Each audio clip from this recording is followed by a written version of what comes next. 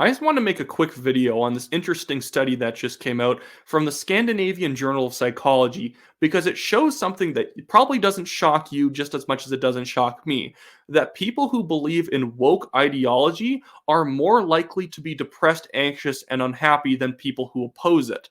The general framing of the study was that if you have what they would call critical social justice attitudes, that you are more likely to be just unhappy with the state of the world. And this is because, like wokeism implies through the verb, that you've been woken up to all the corruption of Western society, all the racism, homophobia, all the oppression going on around you. And not only is it all evil and terrible and bad, but it's secret and only you and a small group of people know about it. So not only do you believe in an ideology that is purely negative, that everything around you is terrible and horrible and should be burned down, but you and only a small select few people actually even know about it, which is incredibly isolating.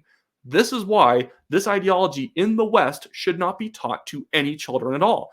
There is no coincidence as to why millennials and Gen Z people are more likely to have mental health issues, and the fact that they are literally being taught woke ideologies from basically kindergarten all the way through college. And yes, it's not always overt, but especially in a lot of social studies curriculums, there's a lot of anti-Westernism being taught and a lot of it being pushed on social media platforms, especially like TikTok. This is why TikTok should be banned. It's not just that it's pushing stupid ideas, it's pushing ideas that could make your child depressed and ergo potentially even commit suicide. There is high rates of suicide in younger generations, and no doubt is connected to nihilistic views that are baked into woke ideology. Something that the study says that I found extremely interesting is that basically people who are more likely to be like depressed, anxious, and unhappy. The idea was that though obviously 1 to 1 is saying that that would be something where if you do this, you will be depressed. And basically woke ideologies, these critical social justice attitudes, were rated at a 0.62 to 1. So basically, like 60% of the time, if you are woke, you are going to be depressed, anxious, or unhappy. Whereas people who oppose wokeism were only rated at a 0.19. Very unlikely, very weakly correlated with depression and anxiety.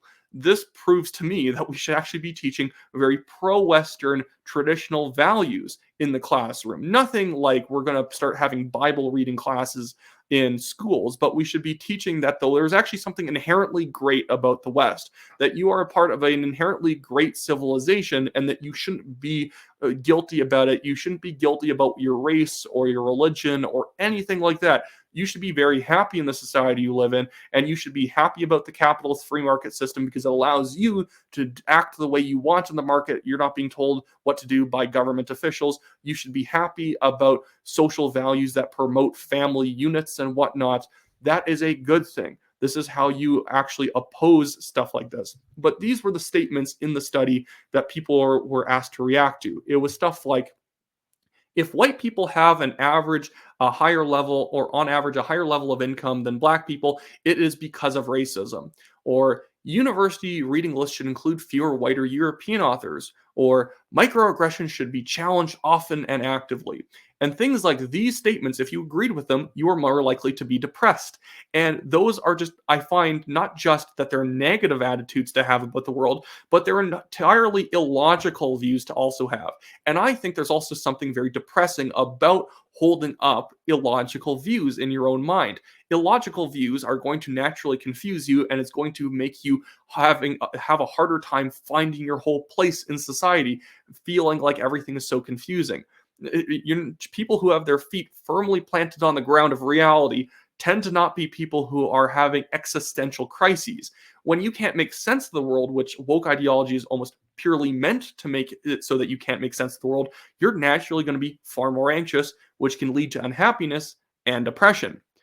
Anyways, that should be it for me today. I'll link the DOI link for the study in the description below if you want to read it. It's pretty complicated. It's a lot of like mathematical statistical regressions to show the correlation between people who selected different things and these different emotional states. But it's still interesting to read like the abstract and the conclusions it reaches. But I also want to plug the fact that I have a legal fundraiser linked in the description as well. It's a Give Send Go link myself, the National Telegraph are being sued by a billionaire developer for literally no reason. It's been going on for 2 years, and they still haven't actually proven any evidence to say that whatever we said about him was wrong. The vast majority of what we said about him was based off of Globe and Mail reporting about him, and the only new thing we said was our guest writer noting that he had donated to Aaron O'Toole's 2020 Conservative Party leadership campaign. You know, it's just some guy trying to bully us, and if you contribute any amount of money, it really helps us out. We've had to pay more than $26,000 fighting this lawsuit, so even $5, $10, $50 really helps lower the burden of cost on us. Anyways, that should be it for me today, guys. Stay not woke.